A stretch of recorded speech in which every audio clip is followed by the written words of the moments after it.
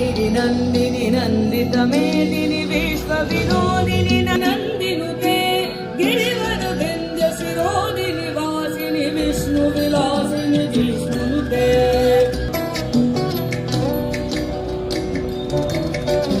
भगवति हेसिति कण्ठकुटुम्बिनि भूरि कुटुम्बिनि भूरि कृते जय जय हे महिषासुरमर्दिनि रम्यकपर्दिनि शैलसुते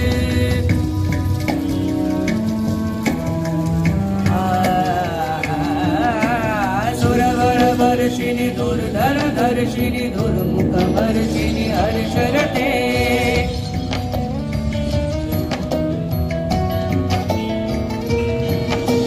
सुरवरवर्षिणि दुर्धरधर्षिणि दुर्मुखमर्षिणि हर्षरते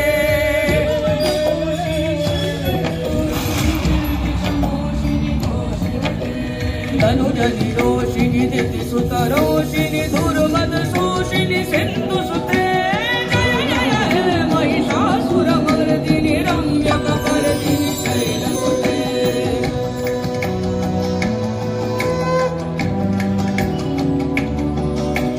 वै जगदम्ब मदम्ब कदम्ब वैप्रियवासिनि हासरते शिखरि शिरोमणि तुङ्गहिमालय शृङ्गनिजाले मधु मधुरे मधु कैटभ भञ्जिनि रासरते जय जय हे महिषासुरमर्दिनि रम्यकपर्दिनि शैलसुते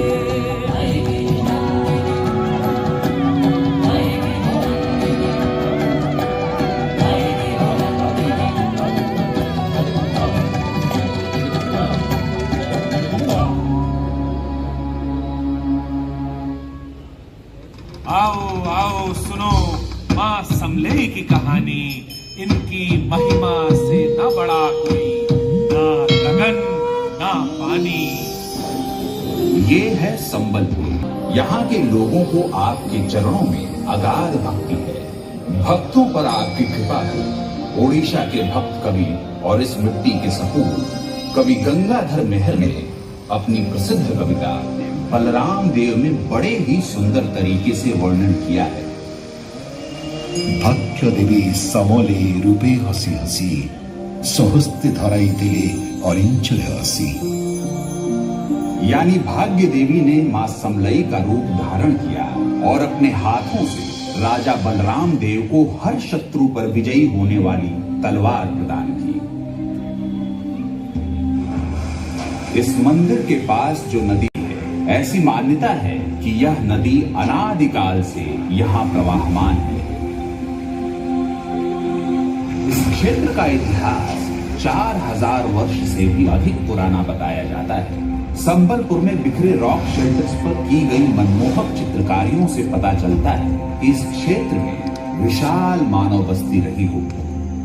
ये चित्रकारियां इंसान के बुलंद हौसलों का जयगान करती हैं, स्वयं को व्यक्त करने की उसकी आतुरता को उजागर करती है, उसकी खोजी प्रवृत्ति और जिजीविषा का बोध कराती है, उसके उल्लासमय जीवन का जीवंत रूप प्रस्तुत करती है।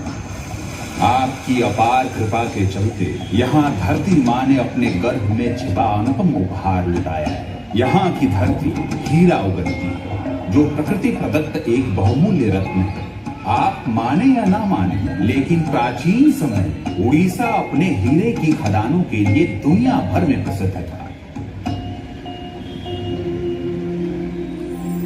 शासन और अर्थव्यवस्था पर लिखे गए प्राचीन संस्कृत ग्रंथ जैसे दूसरी सदी ईसा पूर्व में लिखे गए कौटिल्य के अर्थशास्त्र और वाराहमिहिर के 6ठी ईस्वी में लिखे गए बृहद संहिता में हीरे के एक महत्वपूर्ण स्रोत के रूप में इस क्षेत्र का उल्लेख मिलता है।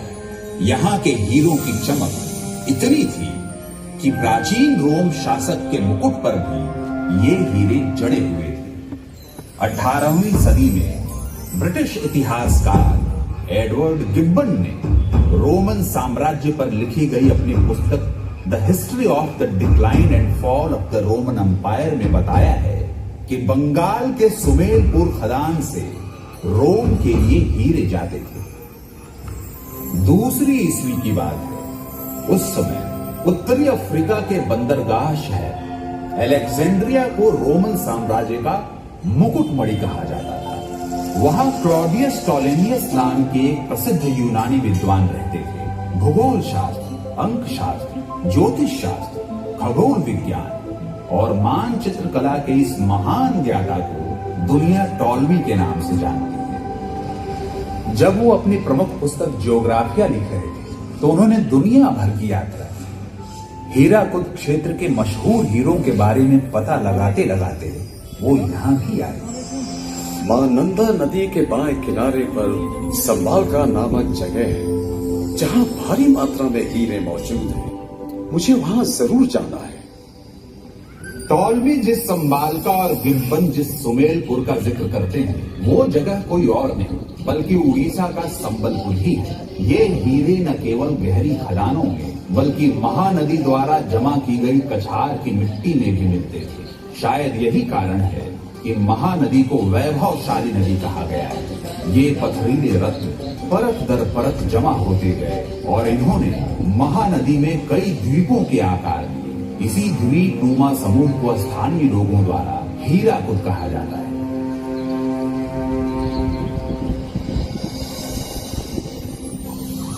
सन 1757 में पलासी की लड़ाई के बाद क्लाइव और ईस्ट इंडिया कंपनी के दूसरे अधिकारी बंगाल के असली शासक बने। उन्होंने ईस्ट इंडिया कंपनी के बहाने यहाँ निजी व्यापार शुरू किया। यहाँ के शासन प्रशासन में दखल देने लगे और यहाँ की अपार दौलत को दोनों हाथों से लूटा। सन 1766 में संबलपुर के राजा अभय सिंह ने क्लाइव को उड़ीसा का 16 कैरेट का हीरा भेंट किया। सन 1850 में ब्रिटिश ईस्ट इंडिया कंपनी ने संबलपुर रियासत वहां का हीरे का व्यापार ठप हो गया। यही नहीं, इनका उल्लेख यहाँ के सभी रिकॉर्ड से यकायक गायब पाया गया।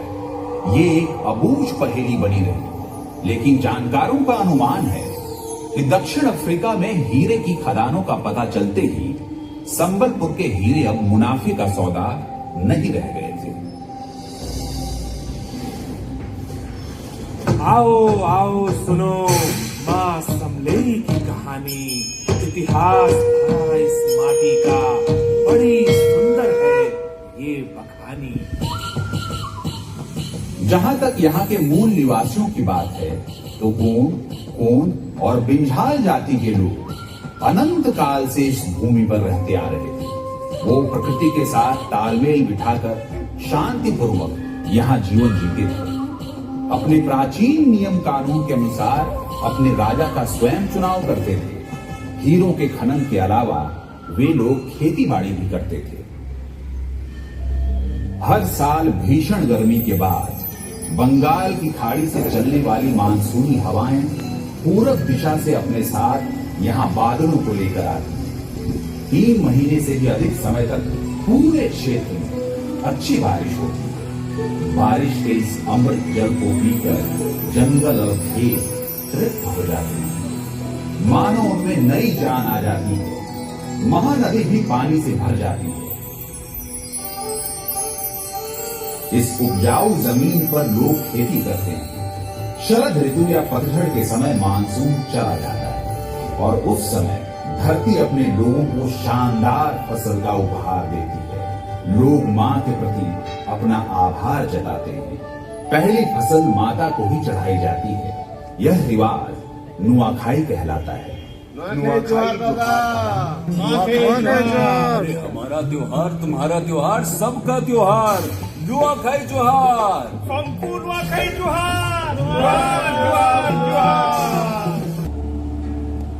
शांग्रीला शब्द से रहस्यमयी और अपार संपदा से भरी हुई भूमि का बोध होता है। तिब्बत के बौद्ध ग्रंथों में शांभला के रूप में इस स्थान का वर्णन है। शांभला के राजा इंद्रभूति द्वारा ओडियन देश में वज्रयान शाखा की स्थापना की गई। वज्रयान ग्रंथों के अनुसार राजा इंद्रभूति के सामने स्वयं भगवान बुद्ध प्रकट हुए और उन्होंने राजा को तांत्रिक क्रियाओं की शिक्षा दी। यही कारण है कि तिब्बती बौद्ध परंपरा में उन्हें सबसे महत्वपूर्ण महासिद्धों में से एक माना जाता है। आपको यह जानकर ताज्जुब होगा, यह शांभला कोई और नहीं बल्कि उड़ीसा का संबलपुर शहर ही है। बौद्ध धर्मों पर किए गए हाल के ऐतिहासिक प्रमाणों से पता चलता है कि शांभला और संबलपुर के बीच घनिष्ठ संबंध है। इसमें संबलपुर को वज्रयान या बौद्ध धर्म की तांत्रिक शाखा का उत्पत्ति स्थान बताया गया है, जिसमें नारी शक्ति को सर्वोच्च स्थान प्राप्त है। विलोकितेश्वर बोधिसत्त्वो गंभीरायं प्रज्ञापारमितायं चरया चरमाणो व्यवलोकयति स्म।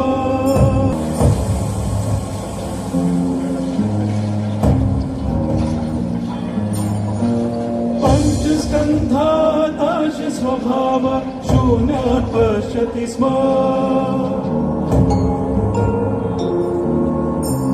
पंचस्कन्धाताश स्वभाव शून्यात् पश्यति स्म। विलोकितेश्वर बोधिसत्त्वो गंभीरायं प्रज्ञापारमितायं चरया चरमाणो व्यवलोकयति स्म।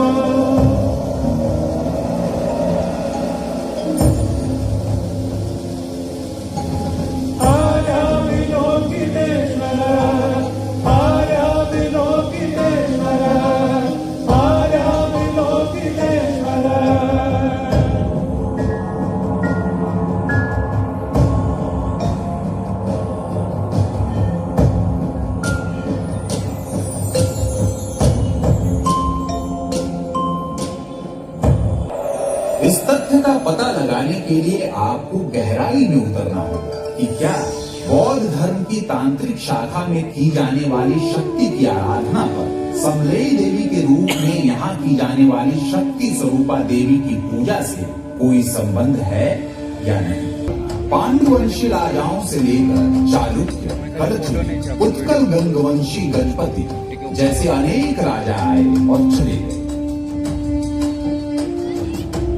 लेकिन इन तमाम राजवंशों के उतार चढ़ाव के बीच समलेश्वरी की अधिष्ठात्री देवी की सत्ता स्थायी रूप से बनी रही और इस क्षेत्र के लोगों पर उनका आशीर्वाद हमेशा बरसता रहा।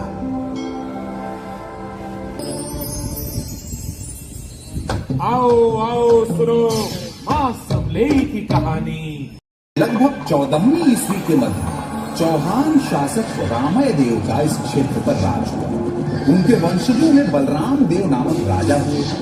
उनके बारे में कहा जाता है कि उन्होंने समलेश्वरी मंदिर का पुनर्निर्माण करवाया, जिसके बाद से अब तक यह मंदिर उसी रूप में विद्यमान है।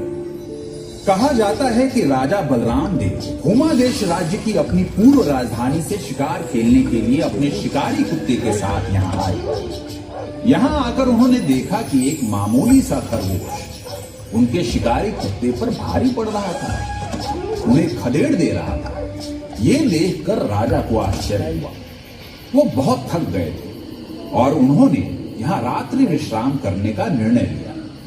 बताया जाता है कि देवी समलेश्वरी उनके सपने में आई और कहा कि अभी वो महानदी के नदी तल पर स्थित गुमदरहा नामक जगह पर वास करती है, लेकिन जैसा कि नाम से पता चलता है कि ये स्थान महानदी के बीचों बीच स्थित कोई निर्जन टीला है। हालांकि उन्होंने राजा को आज्ञा दी कि वो नदी के किनारे सेमल वृक्ष के नीचे उनका मंदिर बनवाए। सुनो सुनो सुनो, मां समलेई ने सपने में राजा बलराम देव को आदेश दिया है महानदी किनारे संबलपुर में एक सेमल के पेड़ तले एक मंदिर बनाने के लिए मां समलेई वहां पूजा पाएंगी। सुनो सुनो सुनो। राजा बलराम देव ने आदि देवी के 4 रूपों जगत जननी, आदि शक्ति, महालक्ष्मी और महासरस्वती की यहाँ पूजा किए जाने की कल्पना की।